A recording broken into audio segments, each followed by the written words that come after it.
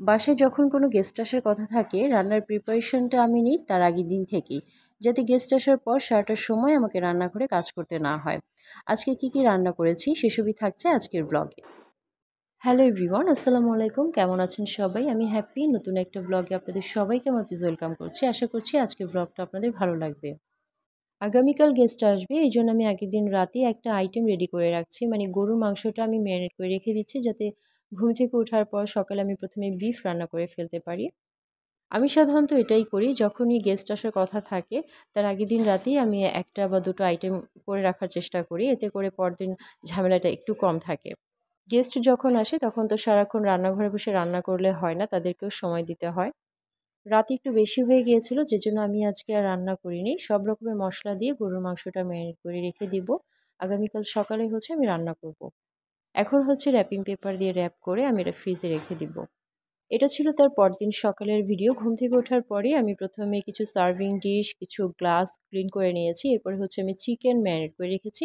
এটা আমি রোস্ট করব। এখানে আমি অল্প লবণ আর মরিচের গুঁড়ো দিয়ে ম্যারিনেট করে রেখেছি। আর এই পাশে আমি গরুর মাংসটা বসিয়ে দিয়েছি প্রেসার কুকারে। প্রেসার কুকারে রান্না করলে খুব তাড়াতাড়ি রান্না হয়ে যায়, সেই সাথে খুব সফটও হয়। দুপুরে আর যা যা রান্না হবে সব কিছুই আমি বের করে নিয়েছি। রূপচাঁদা মাছ আছে আর চিংড়ি মাছ আছে। এগুলো আজকে দুপুরের জন্য ফ্রাই করা হবে আর রান্না করা হবে। চিংড়ি মাছটা ভুনা করা হবে। এর মধ্যে আমার হেল্পিং হ্যান্ড চলে এসেছিল। তাকে দিয়ে আমি কিছু স্যালাডের জন্য অল্প কিছু শসা কুচি করে রেখেছিলাম। আজকে রুটি বানানো ছিল না আর আমার হেল্পিং হ্যান্ডকে দিয়ে রুটি বানানো হয়নি। এজন্য আমার হাসব্যান্ডকে দই, চিড়া, কলা দিয়ে দিয়েছি আর আমিও দুধ আর ওটস খেয়ে নিয়েছি।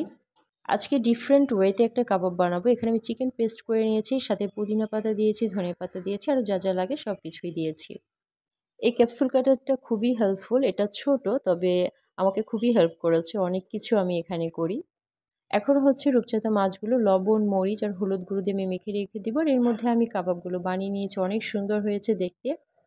রূপচাঁদা মাছগুলো ফ্রাই করা হয়ে গিয়েছে আর আমি চিংড়ি মাছ ভুনা করব, তার আগে চিংড়ি মাছগুলো একটু ভেজে নিচ্ছি। আজকে যেহেতু হাতে অনেক কাজ, তাই কিন্তু ডিটেলসে দেখাতে পারছি না রান্না, শুধু একটু একটু করে আপনাদেরকে আমি দেখিয়ে যাচ্ছি।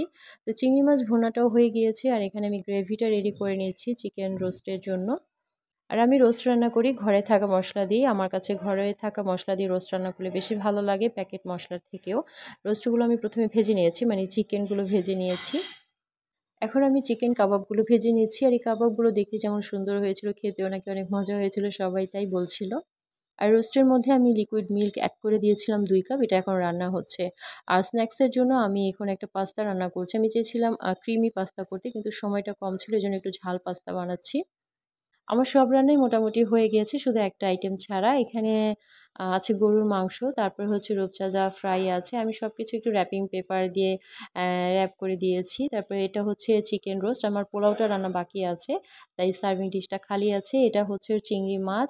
এটা ডিমের কোরমা করেছি আমি, স্যালাড আছে, কাবাব আছে, আর এটা পাস্তা রান্না করেছি।